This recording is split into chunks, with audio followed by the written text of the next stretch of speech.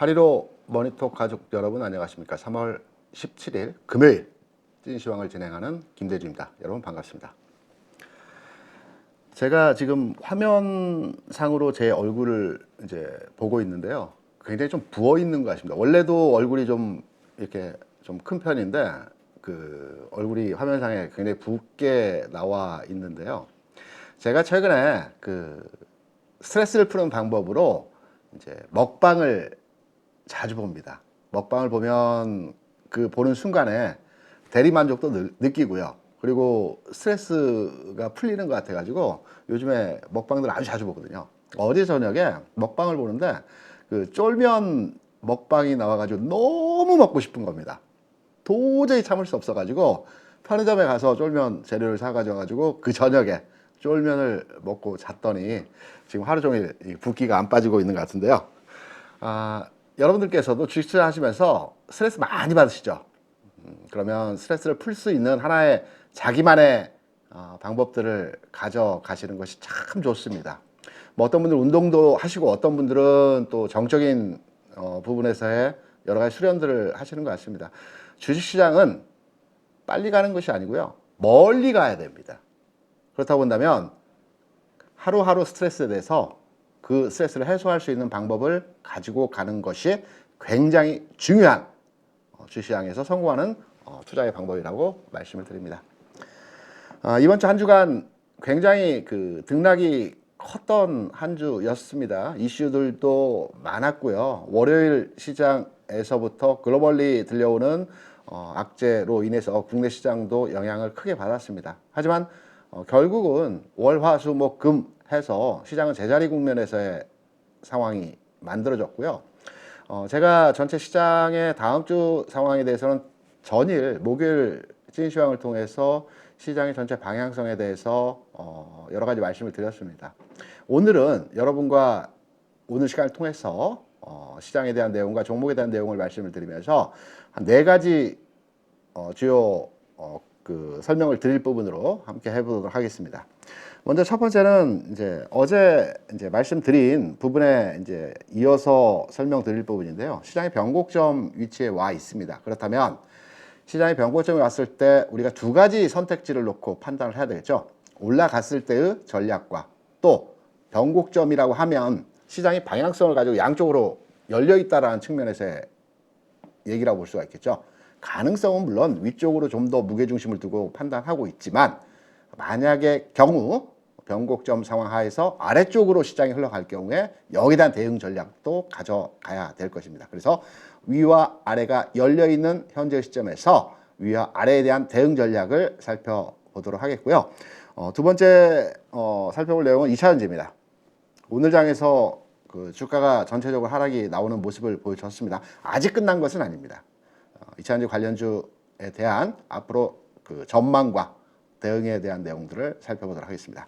세 번째는 헬스케어죠. 어제 이제 종목에 대해서 말씀을 드리면서 셀트리 헬스케어를 말씀을 드렸는데요.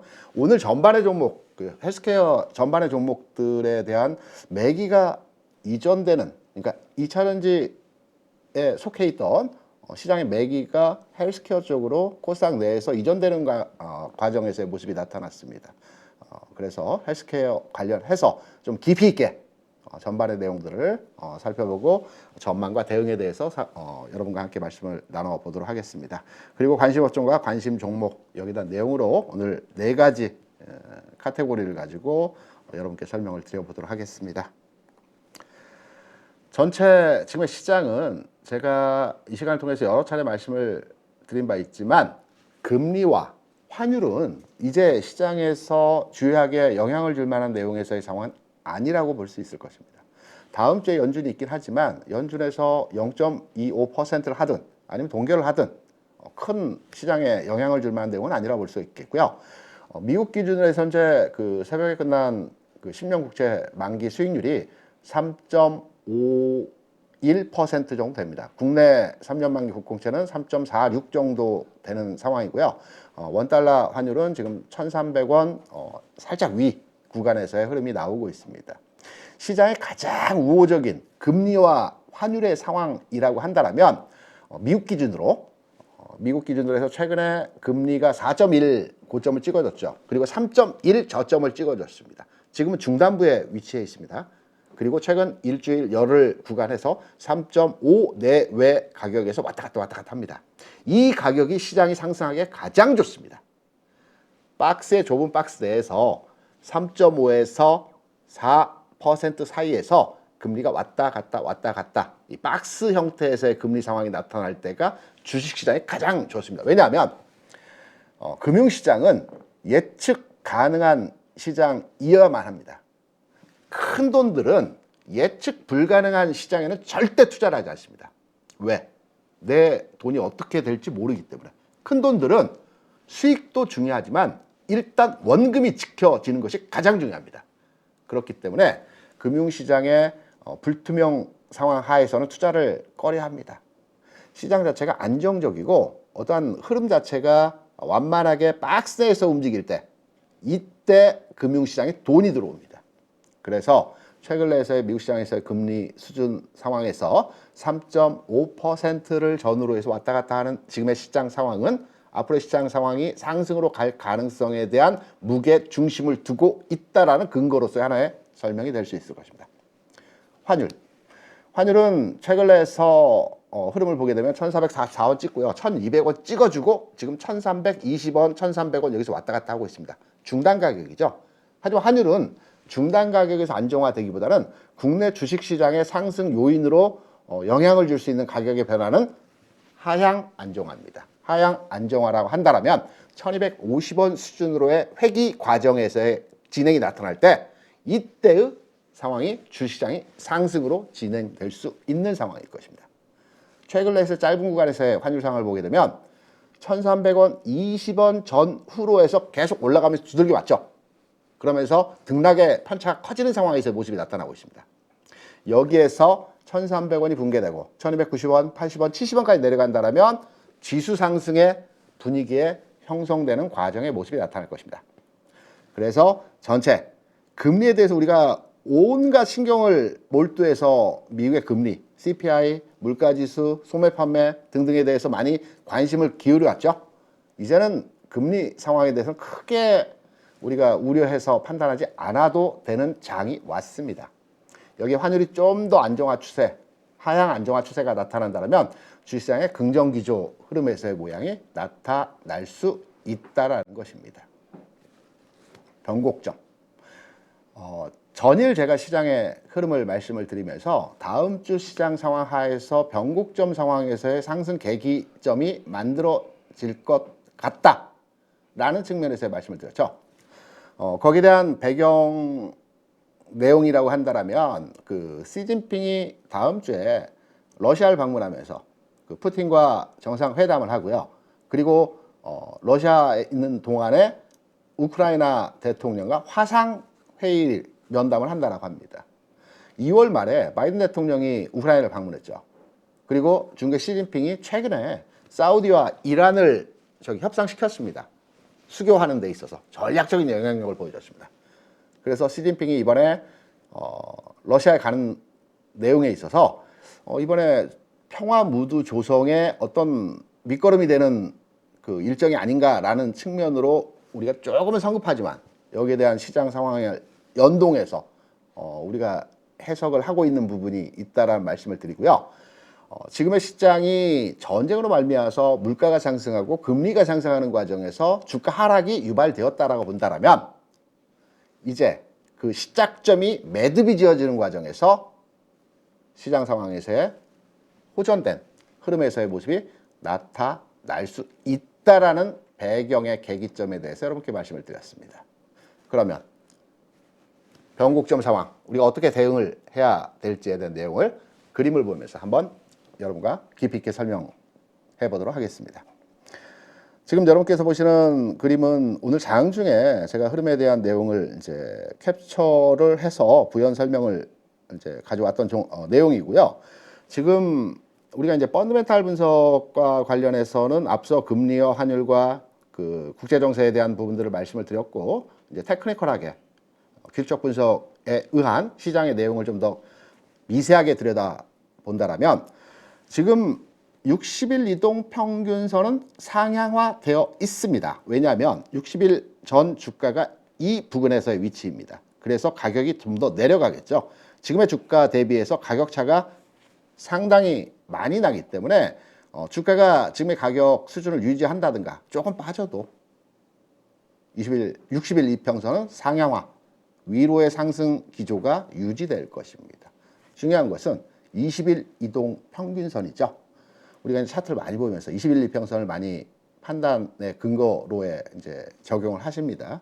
21일 이평선은 지금 내려가고 있습니다. 아래로.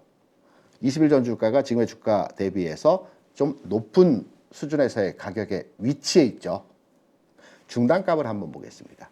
21일 이평선이 다음 주 상황, 대략 일주일 정도 상황 하에서 어떤 지수 구간을 돌파해야지만이 상향화 되어지는지를 판단해 보겠습니다. 그 기준 지수가 2430포인트입니다.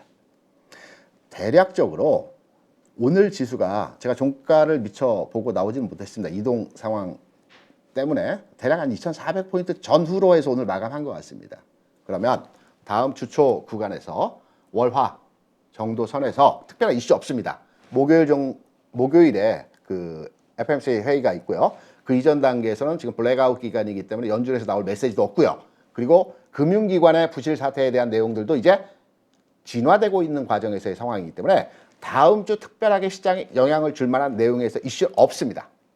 이러한 과정에서 시장의 어떤 그 능동적인 흐름에 연동해서 지수 상승이 2430포인트를 돌파하는 구간에서의 모습이 나타난다라면 두 가지 점이 있죠. FOMC에서 금리를 0.25%를 해서 시장 안심시키는 내용에서의 발표가 된다든지 또는 시진핑이 어떤 성과를 내는 내용에서의 이슈가 있다라든지 이러한 상황에서의 흐름이 주 후반부에 나타날 경우에 지수는 상방으로 돌파 구간의 흐름이 진행되는 상황으로 모습이 나타날 수 있습니다. 이때는 당연히 지수 접근 측면에서 반도체, 전기전자 중심으로 해서 시장 주도 형태의 시장 모습이 나타나겠죠. 오늘 하이닉스가 오랜만에 그 하락 이후에 일시적인 반등이 나타났습니다. 아직 시그널이라고 볼 수는 없겠지만 다음 주 상황에서 이러한 모습들이 상승 쪽으로 매듭을 지어갈 경우에 반도체와 전기전자가 그동안의 하락 과정에서 이제 상승으로 전환하는 모습이 진행될 수가 있습니다. 이러한 과정에서의 다음 주 시장 상황에 대해서 우리가 하나의 상승 쪽에 대한 무게중심을 두고 예측을 해보는 내용으로 판단을 하고요. 그럼 하락, 변곡점이기 때문에 하락할 수도 있다라는 관점에서 시장을 접근해야 되겠죠. 이럴 경우에 시장은 어떤 모습이 진행되느냐에 대한 부분을 설명드리면 다음 주는 주초가 굉장히 중요합니다. 월화, 길게 봐도 수요일까지의 흐름에서 시장이 특별한 모멘텀을 찾지 못하고 월화수 구간에서 지수가 조금씩 빠진다, 흘러내린다, 주가 하락한다 라는 상황의 모습이 나타나게 된다면 두 번째 시나리오에서 상황에서 20일 이평선이 계속해서 하향화되면서 역으로 데드 클로스가 나는 상황에서의 모습이 나타날 것입니다. 이럴 경우에 시장의 흐름의 모습에 있어서는 이전 저점 부근이죠. 2200 또는 2150 이 정도 수준까지의 주가 하락을 동반하는 상황이 나타날 수도 있습니다. 이 경우에는 우리가 대응을 해야 되겠죠. 어떤 대응이 필요하느냐. 월, 화, 지수 구간에서 지수가 조금씩 내려간다, 흘러내린다, 10포인트 또는 15포인트 주가 하락을 동반한 지수 상황에서 흐름이 진행된다. 이때는 수요일 정도에는 이틀 하락하고 일시 반등에서의 흐름이 나타나겠죠. 이 반등 시에 현금화하는 전략입니다. 일부 현금화하는 전략입니다. 그리고 나서 시장은 특별하게 모멘텀 발상. 왜냐하면 모든 시장에서 이슈나 재료는요, 이 뉴스가 나오기 이전에 시장이 먼저 움직입니다. 항상 그러합니다. 그래서 목요일에 발표되는 FOMC 회의라든가 또는 주 후반 정도에 러시아를 방문할 것으로 예상이 되고 있는데요. 이게 연기된다든가 또는 방문을 해서 특별한 내용이 없다라고 할 때 시장은 하락으로의 전환 가능성이 있다라는 측면으로의 해석이 가능합니다. 그래서 양쪽을 다 열어놓고 다음 주 시장 상황에 대한 전략으로 대응을 하시면 될 것 같고요. 저는 객관적인 기준에서 제가 판단하는 기준점으로 판단할 때 시장은 하방보다는 상방의 가능성이 좀 더 높은 확률로의 무게중심을 두고 판단하고 있습니다. 시장 상황에 대한 부분들 전체적으로 이러한 근거로 해서 다음 주 시장 대응으로 진행을 하시면 될 것 같고요. 두 번째, 2차전지 섹터에 대한 전망, 그리고 현재 관심을 가지고 있다라고 한다면 어느 구간에서 2차 전지 관련 업종 투자, 그리고 또 매도해야 되는지 여기에 대한 내용을 살펴보도록 하겠습니다. 지금 여러분께서 보시는 그림은 제가 지난 3월 10일 찐시황에서 에코프로비엠에 대한 향후 전망과 흐름에 대한 내용을 설명드렸던 부분입니다. 단기적인 고점 상황에서의 가격 진행이 나타나고 있기 때문에 통상의 종목들이 주가가 상승하기 위해서는, 연속 상승하기 위해서는 제가 이전 시간에 말씀드렸지만 최초의 골든크로스가 나오고요. 그리고 히든 골드가 나고요. 그리고 하이골드가 형성되는 과정에서의 주가 모습이 진행된다라고 말씀을 드리면서 히든 골드가 발생하는 이 지점에서의 주가 상황이 진행될 수 있다라는 측면으로의 설명을 드렸었죠. 그렇다면 이산지 섹터의 전반의 내용이 아니고 딱 찍어서 에코프로비엠에 대한 전망과 흐름에 대한 내용으로 설명을 드리도록 하겠습니다. 강한 종목은 한 번에 죽지 않습니다. 항상 매도의 기회를 줍니다. 그렇다면 내가 이 종목을 가지고 있을 때 언제 매도를 해야 되고, 그리고 혹시 이 종목에 대해 관심을 갖고 매수를 해본다면 언제 매수를 할지에 대한 부분을 설명드리도록 하겠습니다. 주가가 상승할 때 통상적으로 이평선 가지고 주가 분석을 많이 합니다. 왜냐하면 이미 주가가 이 상태에서의 주가 상승했을 때는 펀드멘탈 부분에서는 해석이 안 됩니다. 수급에 의해서, 탄력에 의해서, 힘에 의해서만 주가 분석이 가능한 것입니다. 그럴 때 에코프로비엠 기준으로 해서 오늘 가격의 상황을 한번 살펴보도록 하겠습니다. 요 그림 한번 더 체크하여 설명을 드리면서 한번 참여하시기 바랍니다. 제가 앞서 말씀드린 대로 주가가 1차 상승을 보인 과정에서 마지막 단기 고점 구간에서의 흐름은 아주 세게 슈팅이 나오는 구간에서의 주가 상황이 나타납니다. 가벼운 종목들은 마지막 구간에서 상한가를 기록하는 경우들도 있고요. 또 약간 묵직한 종목들은 갭을 동반한 상승을 줍니다. 첫날 14%, 5% 주가 상승하는 양봉을 크게 만들어내고요. 그 다음날 아침에 떠서 시작합니다. 3%, 4% 떠서 시작해서 또 쭉 끌어올리면서 한 8%, 10%까지 주가가 올라가는 과정에서 고점을 만들어냅니다. 약간 무거운 종목은 갭을 만들어주고요. 좀 더 가벼운 종목들은 상한가로의 단기 시세의 고점을 만들어줍니다. 그리고 나서 그 다음 날부터 거래량이 늘어나면서 계속 출렁출렁합니다. 일시적인 고점을 벗기기도 합니다. 속임수의 휩소 과정에서의 고점 돌파 현상들이 나타납니다. 하지만 이게 고점이 더 가는 것이 아닙니다. 지금 앞서 움직였던 레인보우 로보틱스 주가 흐름을 우리가 예시로서의 선행 종목으로 해석을 해보게 된다면 주가가 여러 가지 이슈가 있었죠. 삼성전자에 투자 있었고요. 여러 가지 재료도 있었고 로봇 관련주 중에서는 유일하게 흑자를 내고 있는 종목이고 등등의 내용이 있었기 때문에 주가 상승 과정에서 흐름이 나타났습니다. 그리고 레인보우 로보틱스 같은 경우는 이때 상한가를 기록했죠. 장대 양봉을 부리며 상한가를 기록했습니다.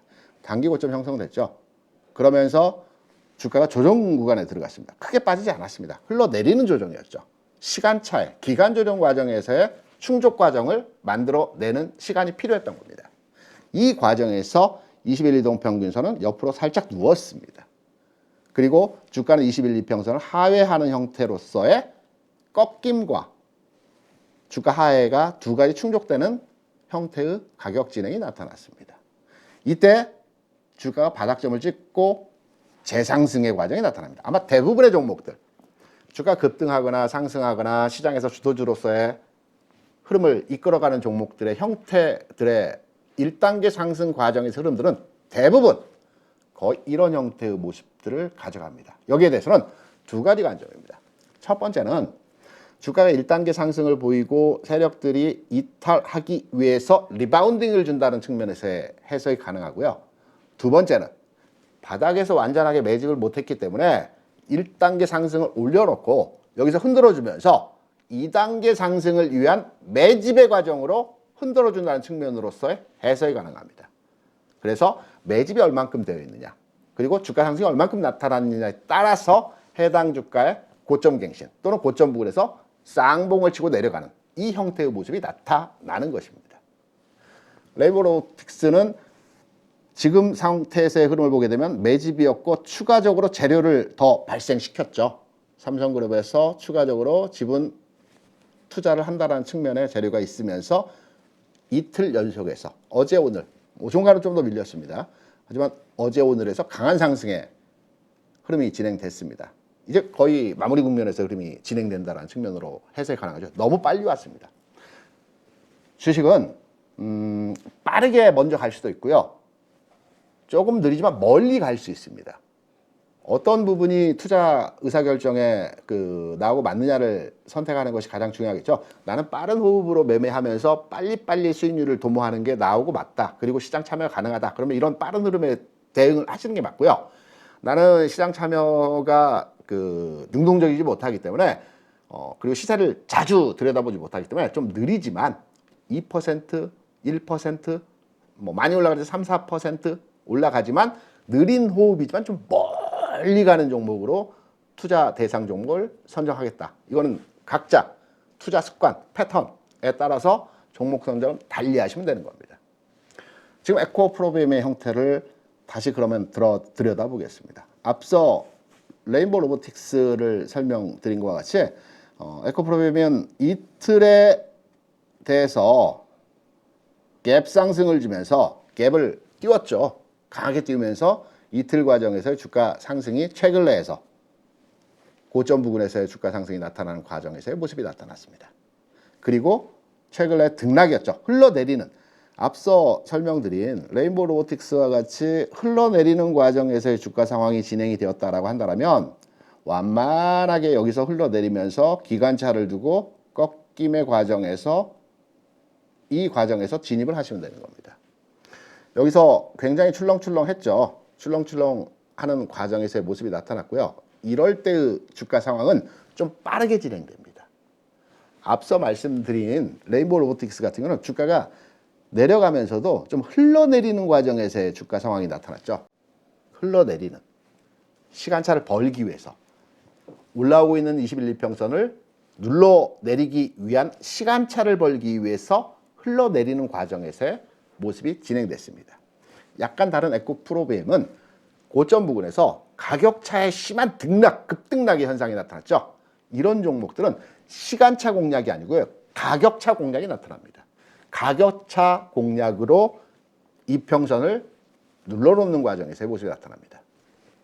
앞서 제가 3월 10일에 여러분께 설명드렸던 내용에 대한 기본적인 흐름은 저는 시간차 공략에 의한 주가 상황이 나타날 것으로 판단돼서 대략 15일 정도 3월 말 저점 과정에서의 기간차 공략의 시점으로 여러분께 말씀을 드렸습니다.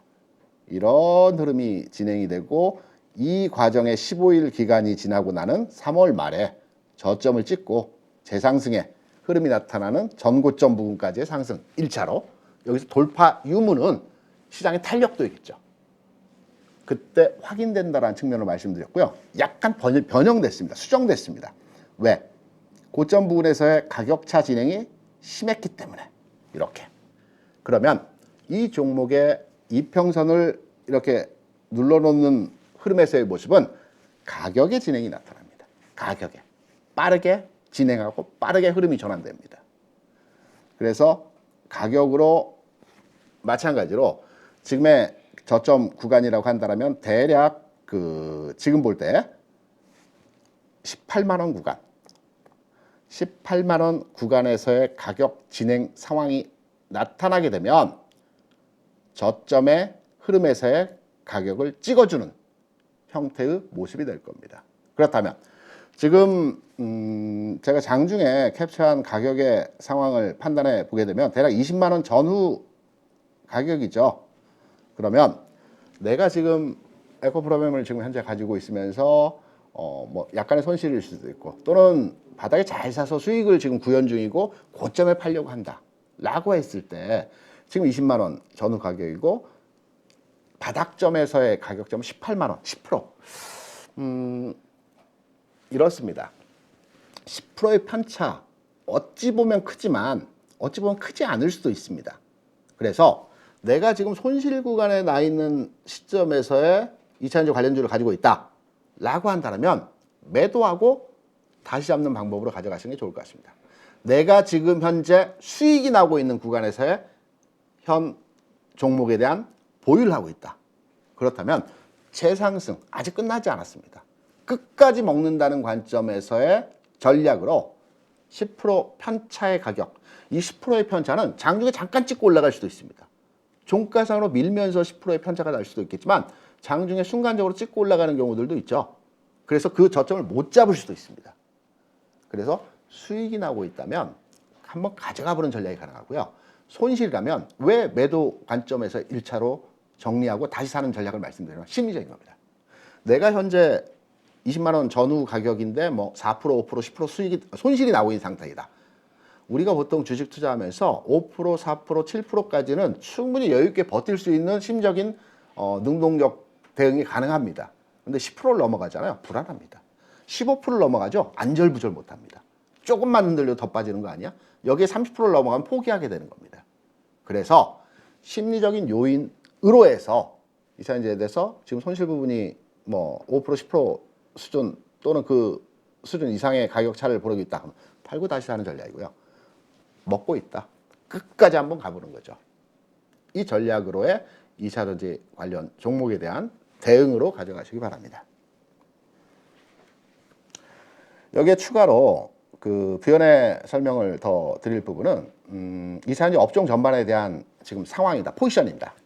어떠한 위치에 2차전지 업종에 지금 그 가격에 위치해 있는지 우리가 2차전지 업종 보면 K-뉴딜 지수라고 있습니다. 정부에서 2019년인가요?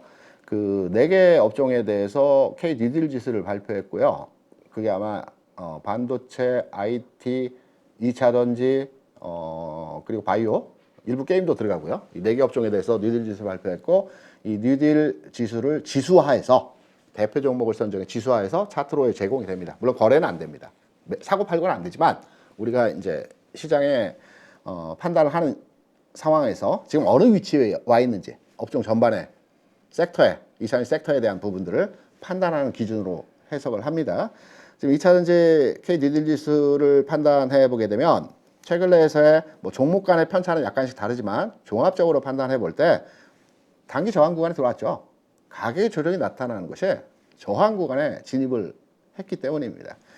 2차전지 보면은 우리가 이제 고점이라고 하는 부분들은 이평선을 가지고 고점을 찾는 것이 아니고요. 주로 거래가 많이 됐거나 어떤 가격 구간에서 뭐 의미 있는 그 형태의 진행이 나타났던 시점을 우리가 이제 저항선 또는 지지선이라고 합니다. 보통은 앞저점, 뭐 앞에 저점 또는 뭐 이런 저점과 고점을 판단을 해서 저항선과 저항 구간과 지지 구간으로 판단을 하는데요. 이차전지 업종의 섹터를 보게 되면 앞전 치열하게 공방이 됐던 구간에서의 가격대가 지금입니다. 그래서 돌파하기 위해서는 매물 소화라고 하죠. 심리적으로 물론 기간차가 있기 때문에 그 해당 가격의 종목에서 그 시점에 지금 주식을 가지고 있어서 내가 샀던 가격에 돌아왔기 때문에 매물화되는 과정은 기간차가 길었기 때문에 그렇게 많지는 않을 수 있습니다. 하지만 이때 물량들이 나오는 겁니다. 이게 저항입니다. 그래서 저항 구간에 돌입을 했습니다. 치열하게 매매 공방이 일어났던 구간이죠. 돌파하느냐 못하느냐, 지지받느냐 못하느냐, 이러한 형태에서의 가격 구간에서의 저항 구간에 돌입했기 때문에 저항 구간에서 쉬어져야 하는 겁니다. 그럼 어디까지 쉬어주느냐? 쉬어줄 때의 판단은 전 저점이 아닙니다. 전 저점까지 내려가게 되면 추세가 깨져버립니다. 전 저점 앞에 전 고점입니다. 앞전 고점이 지지선이 되는 겁니다. 지지 영역이 되는 겁니다. 지지선이 아니고. 그러면 앞전 고점이 어디냐? 이 부분이죠. 그러면 여기까지 내려와야 됩니다. 편차를 볼 때 지금 가격 대비 한 5% 수준입니다. 지수이기 때문에 종목 간의 차이는 약간씩 다르겠죠. 탄력적인 종목이었던 그 종목들은 한 10% 조정받을 수 있고요. 비탄력적이었던 종목들은 5%보다 좀 더 작은 퍼센테이지로 조정을 받을 수 있습니다. 이건 지수이기 때문에. 그래서 지수를 판단해서 예상을 해보면 대략 한 5% 정도의 지수 조정 나타나고 여기서 안정화되고 다시 재상승의 흐름이 진행이 되는 과정의 모습이 나타날 겁니다. 그리고 다시 이 저항 구간에서 약간의 흔들림이 있고요. 이때 두 번째 도전에서는 돌파 흐름이 나타나는 모습의 상황이 많이 나타납니다. 그래서 이러한 맥락에서의 이차전지 전망과 대응에 대해서 다음 주 그리고 그 다음 주 약간의 시차가 있기 때문에 그 다음 주까지의 대응으로서 가져가시면 될 것 같습니다. 헬스케어죠. 코스닥 시장은 개인이 선도하는 시장입니다.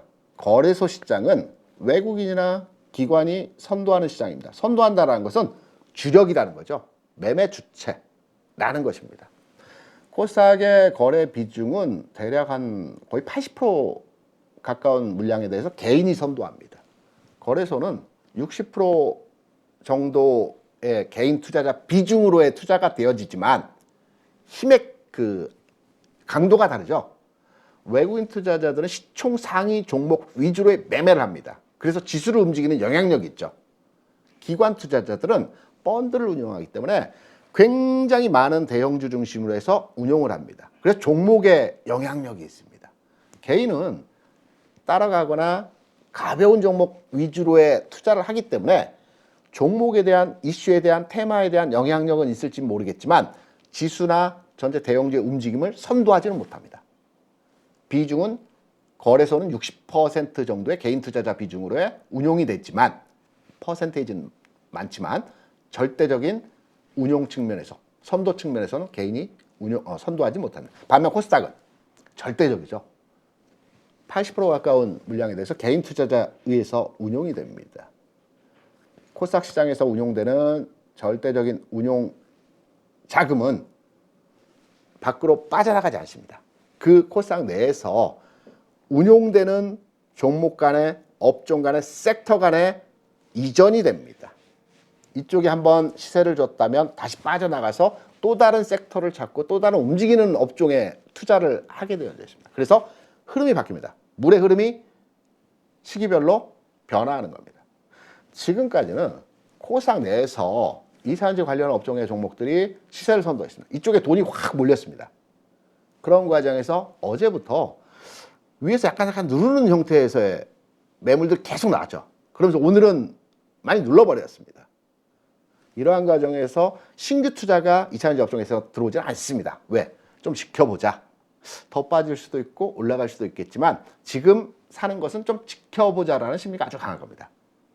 반면에 오늘 장에서 돈의 이전 과정에 있어서 2차전지에 들어갔던 돈들이 바이오 섹터로 진입이 되면서 바이오 섹터의 많은 종목들이 오늘 주가 상승에서의 모습이 나타났습니다. 물론 시장에서는 반도체 하이닉스 비롯해서 많이 강했죠. 소부장도 강했습니다. 하지만 코스닥 내에서의 움직임을 말씀드리는 겁니다.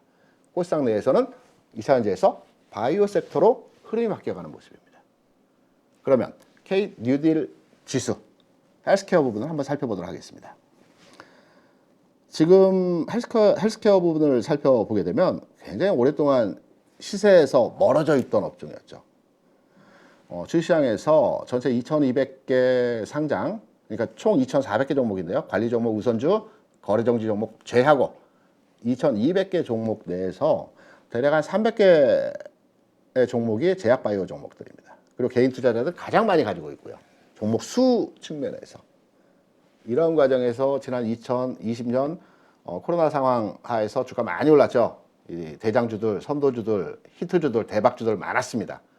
그리고 나서 2020년 중반, 2021년 전후로 해서 주가 계속해서 지금 1년 반, 뭐 2년 가까이 주가 하락의 모습이 나타나고 있습니다.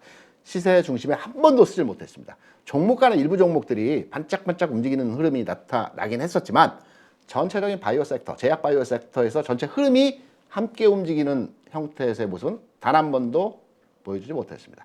이제 바닥권에서 의미 있는 지점에서의 모습들이 조금씩 캐치되고 있습니다. 뉴딜 지수 헬스케어 부분을 한번 살펴보도록 하겠습니다. 지금 보게 되면 바닥점에서 이중 바닥을 딱 형성했죠.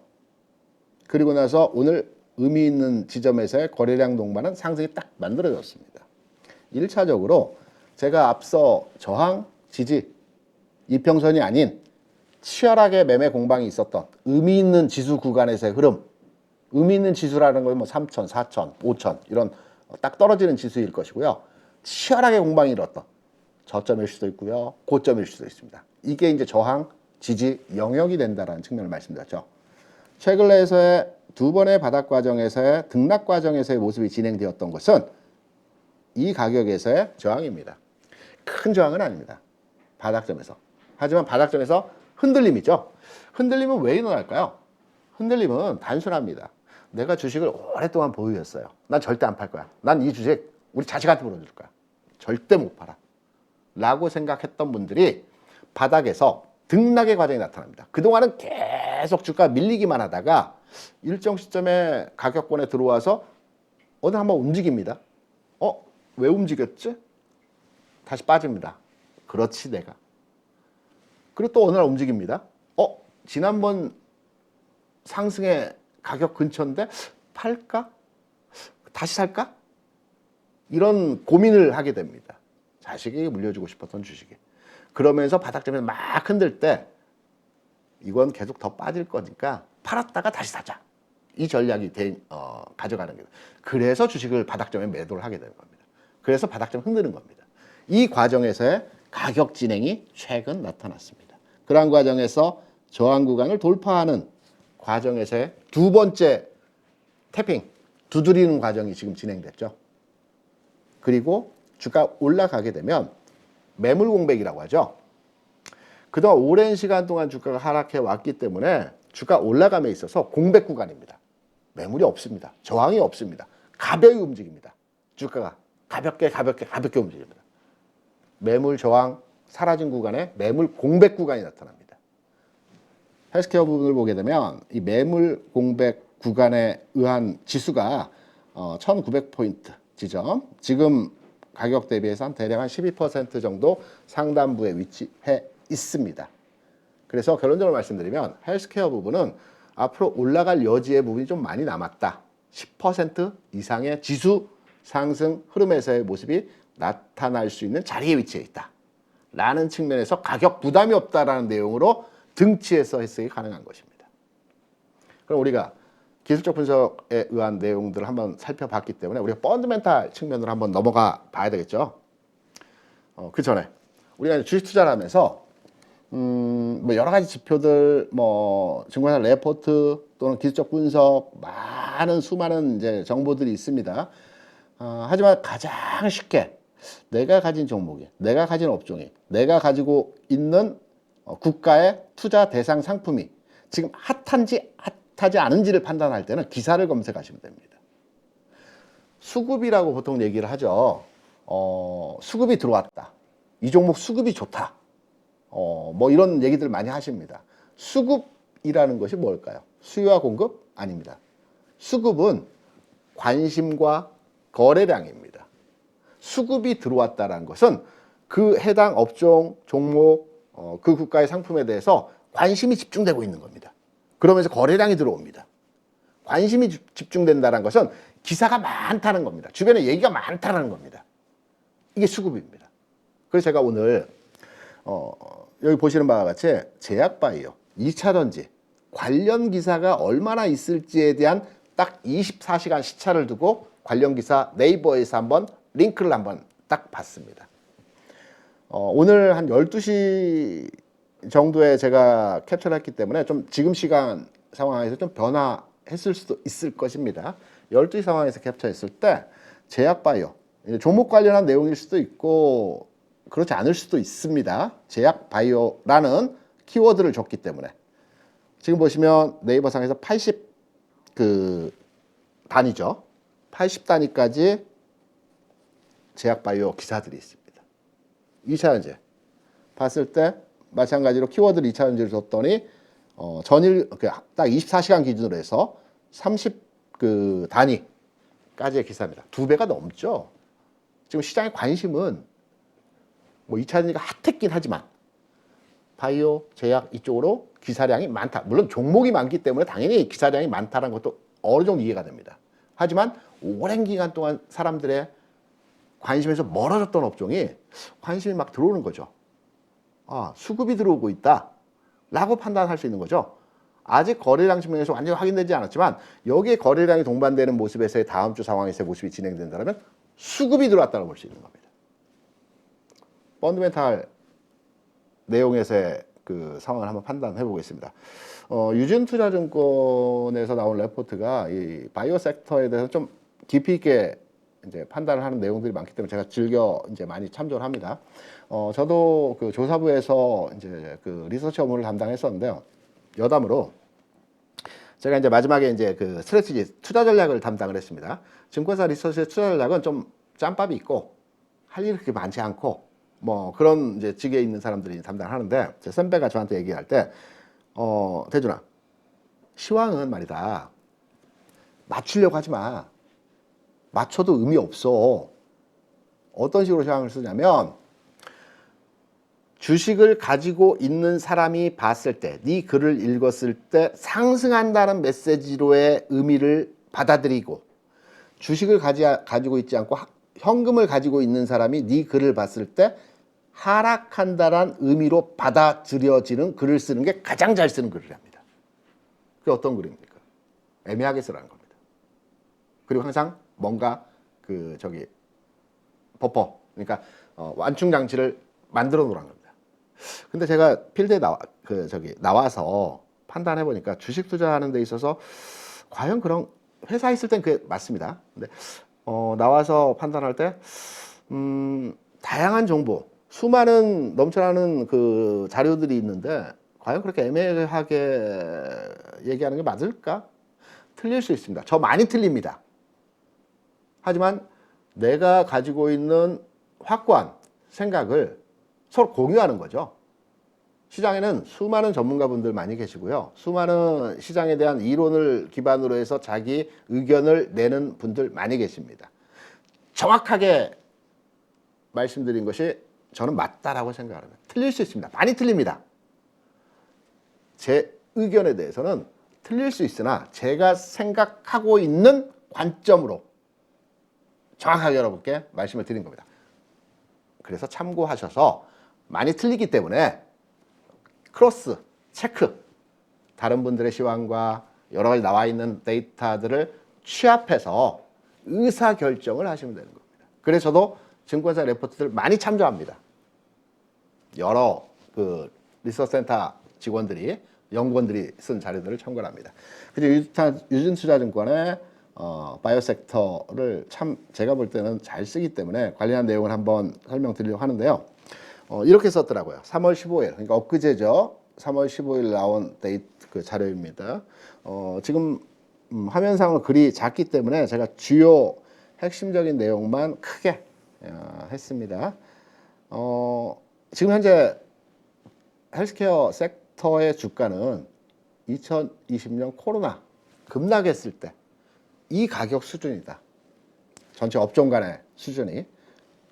여기에 가격이 절대적으로 많이 빠져 있는 상태라고 볼 수가 있겠죠. 뭐 여러 글이 있지만 종합해서 말씀을 드리면, 두 번째, 상승 다이버전스가 발생을 했다. 상승 다이버전스가 뭐냐? 쉽게 말씀드리면 주가는 하락하고 있는데 여러 가지 그 주가를 보조적으로 그 판단하는 지표들이 있죠. 뭐 거래량일 수도 있고 뭐 여러 가지 보조 지표일 수도 있습니다. 이런 지표는 상승하고 있다는 겁니다. 그러니까 다이버전스, 리버스 뭐 이게 다 역이라는 반대라는 얘기죠. 그래서 주가와 지표가 충돌한다는 거죠. 반대로 나타나는 겁니다. 이건 누군가 사고 있다는 겁니다. 또는 어떤 의미 있는 내용이 숨겨져 있다는 겁니다. 상승 다이버전스가 나타나는 겁니다. 하락 다이버전스는 반대겠죠. 의미 있게 딱 체크해서 왜 상승 다이버전스가 나타날까? 주가는 오르지 않고 하락하거나 횡보하고 있는데 여러 지표들은 상승 모습을 가리키고 있습니다. 그 내용에서의 이 상승 다이버전스가 나타났다라고 얘기하는 것이 두 번째 키워드입니다. 키포인트입니다. 그리고 레포트를 작성하면서 여러 가지 역사적인 데이터를 기반으로 해서 나온 내용이 지금 현재 헬스케어 섹터의 부분이 거래량, 거래대금, 거래량은 2019년 이후로 거래대금은 주가 많이 빠져있기 때문에 거래대금이 작아졌겠죠. 그리고 거래량 자체도 작아졌겠죠. 두 가지 관점입니다. 2015년 이후로 최소랍니다. 거래량은 2019년.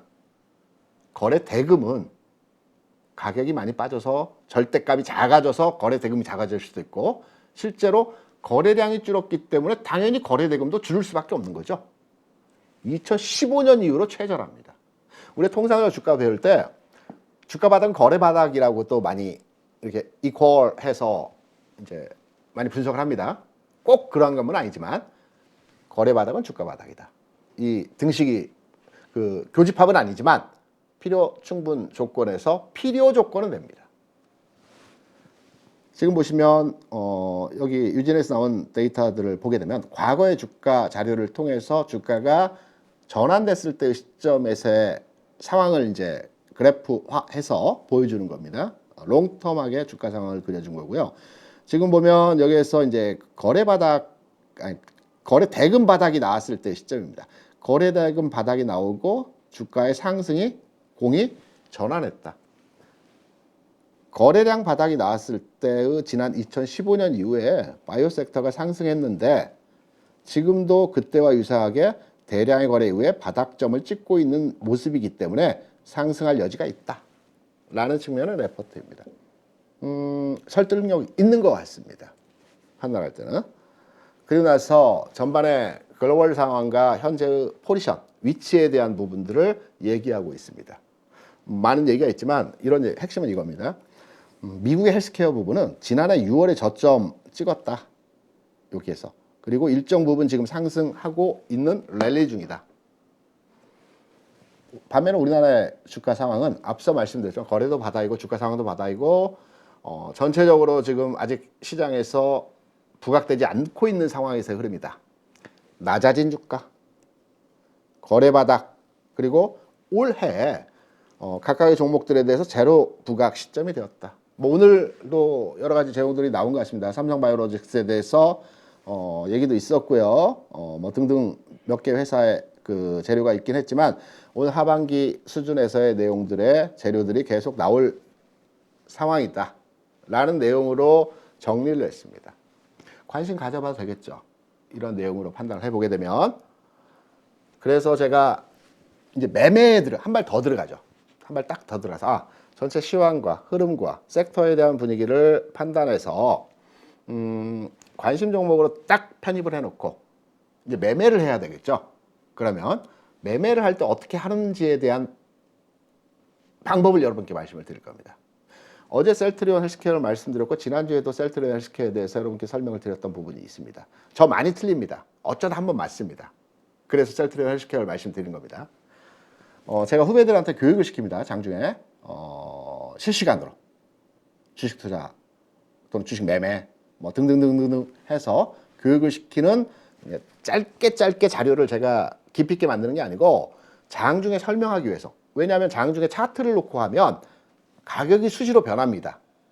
그래서 집중력 있게 그 부분을 제가 PPT로 설명할 수가 없기 때문에 장중에 캡처를 해서 관련해서 내용을 짧게 서머리해서 이 부분을 설명을 해줍니다.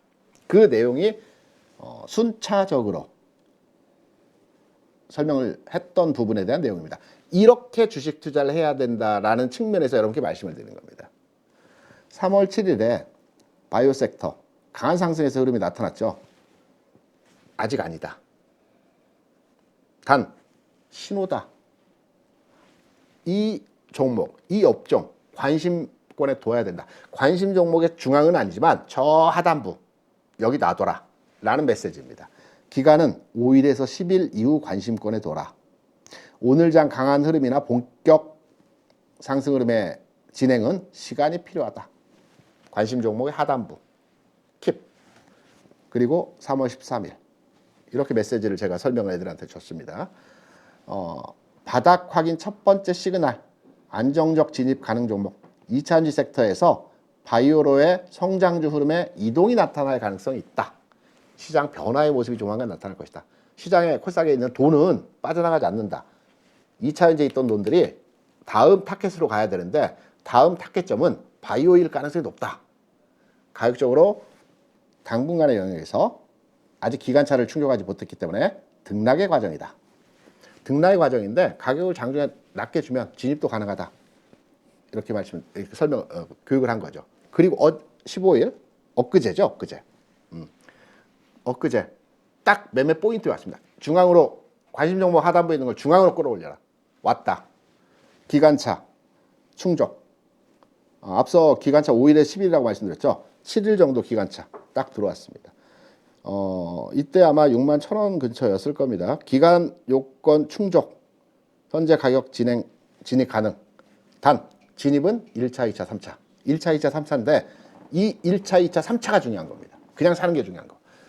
전환점을 돌파하는 것을 보고 애더 추가 매수라는 겁니다. 여기서 설명드린 게 핵심은 주가 바닥이기 때문에 산다. 사서 올랐다. 이게 중요한 게 아니고요. 주식을 살 때 관점입니다. 관심 종목 하단에 있다. 관심 종목 중앙으로 올라왔습니다. 1차 매수 진입 포인트에 왔습니다. 1차로 진입합니다. 2차, 3차를 어디에 잡느냐는 겁니다. 빠졌을 때 사는 거 아닙니다. 그러면 누구나 다 얘기들 올라갈 때 사라? 기준이 있어야 되는 겁니다. 올라갈 때 언제 사느냐입니다. 이 기준은 전환 포인트입니다. 2차는 어디냐? 2차는 여기 설명드렸죠. 전환 흐름 확인 상승 전환되는 최근 상승 내에서 시가 움직임에서 시가 63,000원 63,000원 진입 시 3차 고점 돌파 확인. 고점 돌파 확인은 최근 내에서의 고점에 종가 이 가격 3차 딱 한 거죠. 오늘 딱 얘기했죠. 장중에 62,900원 가격 진행할 때 2차 가격 진입 단가 왔다. 진입 가능하다. 돌파 이후에 대물림이 있더라도 돌파형으로 판단된다. 이렇게 장중에 주는 겁니다.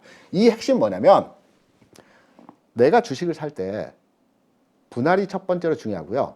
61,000원, 63,000원, 64,500원 샀다라고 가정을 하면 평균 단가가 63,000원이 되겠죠. 그러면 여러분께 가장 중요한 내용이 뭐냐면 내가 주식을 어떤 기준에서 매수를 했어요. 근데 이 종목이 잘 가다가 확 꺾어버렸습니다. 악재가 나올 수도 있고 시장 상황이 갑자기 급변할 수도 있고요. 언제든지 변화할 수 있지 않습니까? 나는 셀트로 헬스케어에 대해서 현재 63,000원 평균 단가로 해서 3번에 걸쳐서 나눠 샀다. 그럼 언제 매도하느냐? 첫 번째 매수 61,000원. 그러면 63,000원 평단이지만 2,000원 손실이죠. 한 3% 손실되죠. 과감하게 때리는 거. 추세 깨지는 겁니다. 이때는. 3% 손절하는 겁니다. 올라갈 때는 가지고 가면서 3번에 걸쳐서 한 번 샀습니다. 주식을 살 때 내 보유 포트에서 몇 %를 살지를 먼저 정합니다. 이 종목은 주력으로 가져가야 되겠다. 대략 한 30% 비중으로의 주식을 가져가야 되겠다. 라고 했을 때는 10%를 이런 방식으로 삽니다. 1차로. 왜? 30%를 가져간다는 것은 단기 시세 차익을 노린다는 측면에서의 접근이 아니죠. 좀 롱텀하게 최소한 두세 달 정도는 가져가면서 수익률을 기대치지만 50% 이상, 50% 가까운 수익률을 보겠다라는 측면으로 접근하는 것입니다. 비중을 30% 이상 담았다는 것은. 그러면 이런 방식으로 10%를 사고요. 그리고 다음 단계의 스텝으로 10% 이렇게 사는 겁니다. 이런 방식으로 진행을 하셔야 됩니다. 주식처럼. 매도는 한 번에, 매수는 분할. 절대 원칙입니다. 물론 매도를 간혹 애매할 때가 있습니다. 이때는 2번 정도 걸쳐서 매도를 할 때도 있습니다. 하지만 매수는 나눠서 이렇게 분할로의 기준을 가지고 매수를 하되 매도는 한 번에 하는 겁니다. 이런 맥락에서 셀트로 헬스케어 말씀을 드린 부분이고요. 앞서 제가 이산지 관련주를 말씀을 드리면서 센 종목들은 한 번에 꺾이지 않는다라고 말씀드렸죠. 쌍봉을 찍거나 돌파 과정에서 흐름이 진행될 수 있다라는 측면으로 여러분께 말씀을 드렸습니다. 헬스케어 부분에서 가장 강한 종목이 어떤 종목이냐? 바이오니아입니다. 최근 내에서 움직임을 보게 되면 다른 바이오들은 바닥점에서 이제 조금씩 머리를 살짝 들어 올리는 모습이 나타난 반면에 바이오니아의 주가는 최근 25,000원에서 5만원까지 수직으로 100% 상승을 보였습니다. 많이 올라왔죠. 한 번에 꺾이지 않는다라고 말씀드렸습니다. 그러면 이 종목의 주가는 어떻게 앞으로 진행이 될까요? 언제 사야 될까요? 센 종목입니다. 이 종목이 앞서 말씀드렸죠. 주가가 계속 올라가는 과정에서 이 종목은 갭을 안 줬습니다. 이런 모습들이 나타나죠. 분명히 시초가는 갭을 줬습니다. 시가는 빵 떠서 출발했는데 장주가 쭉 밀렸다가 아래 꼴이 답니다. 이건 갭을 메꾸는 겁니다. 갭을 메꾸는 형태는 계속 올라갑니다. 장중에 흔들고 주로 아침 9시에서 9시 반 사이에서 흔듭니다. 밀렸다 올라갑니다. 갭을 계속 메꾸면서 올라갑니다. 갭을 메꾸면서 올라가는 종목들은 탄력이 좋습니다. 마지막 날, 이날이죠. 상한가는 아니고 갭을 2번 준 것은 아니지만 상한가 육박하는 장중 상승이 있었습니다. 윗골이 길게 달았죠. 길게 달았습니다. 아주 길게 달았습니다. 그리고 쭉 밀려버렸습니다. 고점 부근의 시그널이죠. 그리고 나서 앞서 보여드렸던 가격적으로 한 번의 흐름이 등락의 흐름이 모습이 나타났죠. 그러면 22평이 눕기 위한 과정에서 앞서 제가 레인보우 로보틱스와 에코프로비움을 말씀드렸습니다. 레인보우 로보틱스는 기간으로 과정으로의 가격 진행이 나타났고요. 에코프로비움은 가격으로의 조정 과정이 나타난다고 말씀드렸죠. 바이오니아도 가격으로의 기간 조정 과정의 모습이 진행되었습니다. 가격으로 쭉 빼버렸죠. 아래로 45도 각도로 빼버렸습니다. 기간으로 조정을 준 게 아니고요.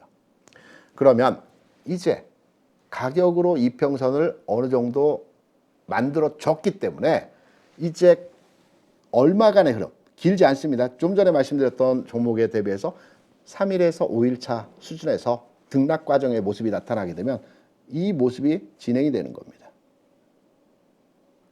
이렇게. 여기가 키포인트죠. 들어가는 진입포인트. 그래서 바이오 섹터에서 가장 센 종목이라고 볼 수 있는 바이오니아에 대한 투자 관점에서 시점, 이러한 형태로의 가격 진행을 잡아가시면 될 것 같습니다. 오늘 전체적으로 이제 이차전지 헬스케어 등에 대한 내용들을 말씀을 드렸고요. 제가 이제 댓글 주신 분 중에서 KMW 종목을 이제 의뢰를 하신 분이 있습니다. 참 마음이 아파서 이 종목을 좀 한번 깊이 있게 들여다 보려고 합니다. 이분 말씀이 이제 KMW를 지금 가지고 계시는데 55% 손실이고요. 비중은 30% 있습니다. 언제쯤 반등 가능할지에 대한 부분을 이제 말씀하셨는데 아까도 말씀드렸지만 손실 30%가 넘어가시게 되면 포기 상태에 들어가 버리게 됩니다. 그리고 비중이 30%가 되셨다는 건 아마 제가 추측컨대 처음에는 30% 비중이 아니었겠죠. 좀 내려가니까 조금 사고 더 사고 좀 더 내려가 조금 더 사고 뭐 어떻게 자금 마련해서 또 사고 이러다 보니까 전체 종목 간의 포트폴리오 측면에서 비중이 확 늘어나 버린 겁니다. 물타기로 인해서. 그래서 비중이 늘어나다 보니까 손실률도 절대 금액에서 커져버린 거죠. 50% 손실이 난 상태이고요. KMW는 이렇습니다. 과거에 굉장히 핫했던 종목이죠. 오랜 기간 동안 핫했던 종목입니다. 5G 테마로 해서. 근데 잠깐 들여다봐야 될 게 5G가 그러니까 2019년, 18년 뭐 이럴 때 5G 국내 도입하고 전국망을 깐다라고 저도 핸드폰을 5G로 이제 사용을 하는데요.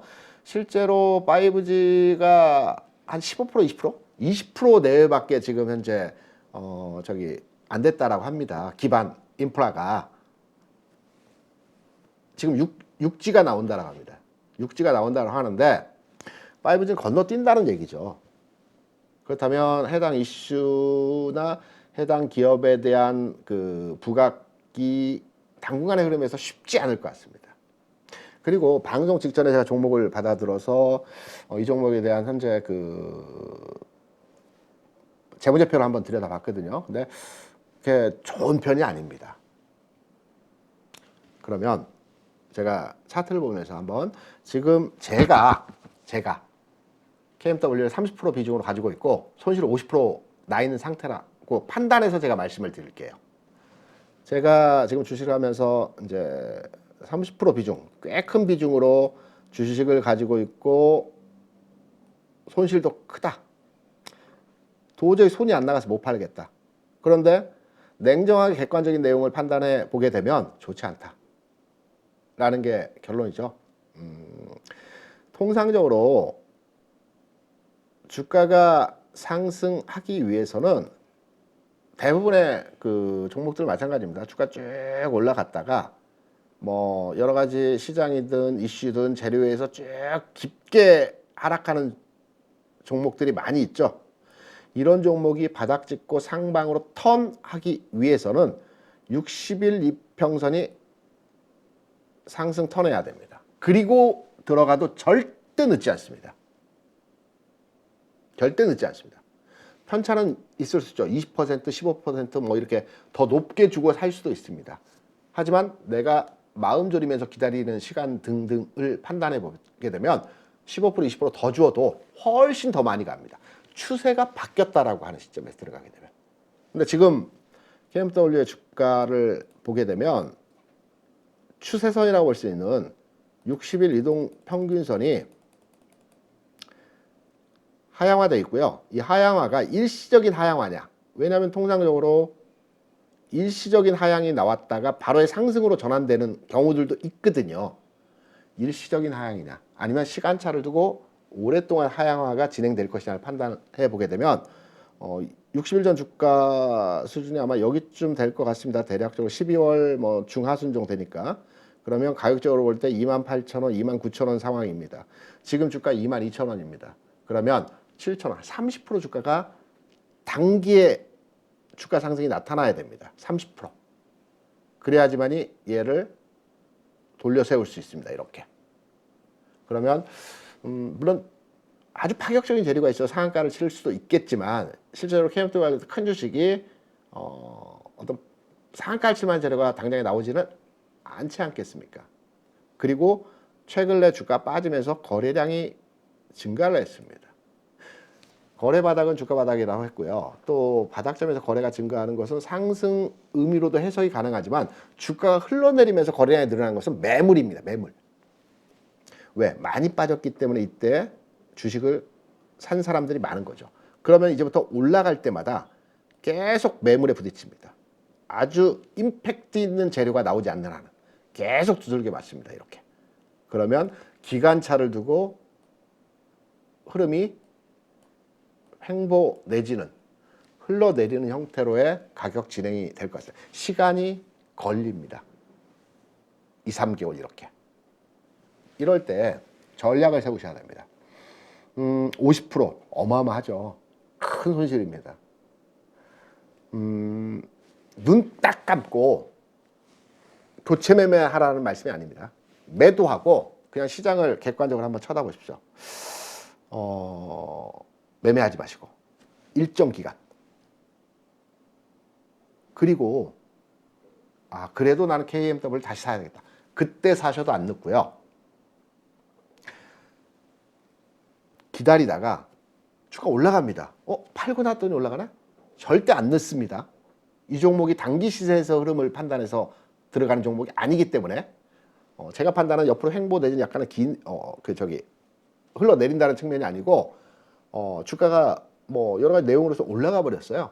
근데 급등해서 뭐 내가 살 기회 안 주고 멀리 가는 경우는 없습니다.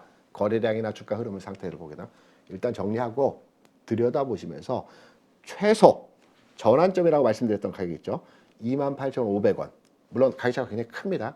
대략 한 26,000원 정도의 가격을 넘어서는 시점. 만약에 올라간다면 이게 막 올라간 재료 가치를 두고 올라간다면 26,000원 지점에 사셔도 늦지 않습니다. 20%더 주고. 그래도 올라갈 분이 훨씬 많습니다. 이 얘기는 뭐냐면 심리적인 안정입니다. 주식 투자는 심리 게임이라고도 하죠.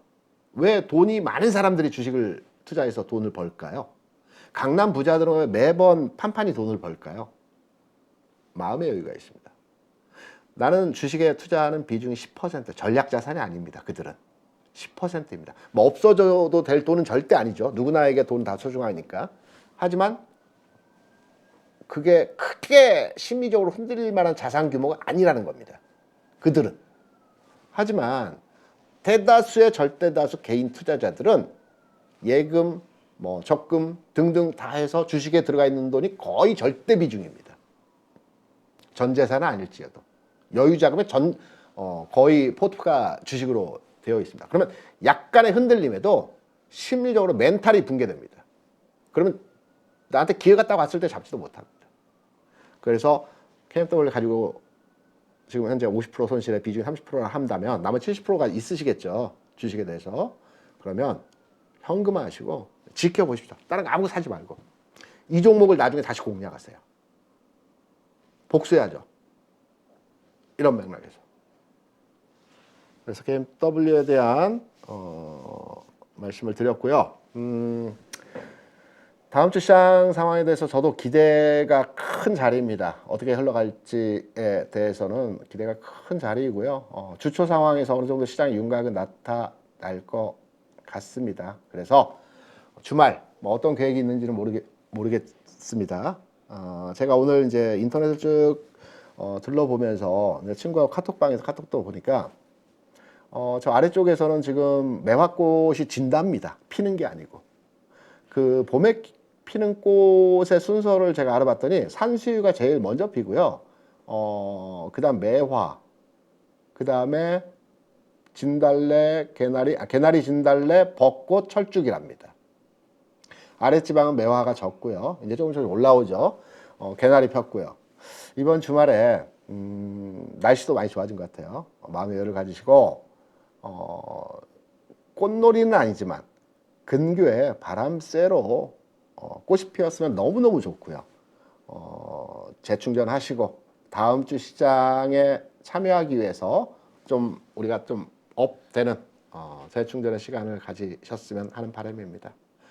이번 한 주도 각자 위치에서 최선을 다한 우리 8.15 가족 여러분 수고 많으셨습니다. 고맙습니다. 전 다음 주에 여러분 다시 찾아뵙겠습니다. 감사합니다.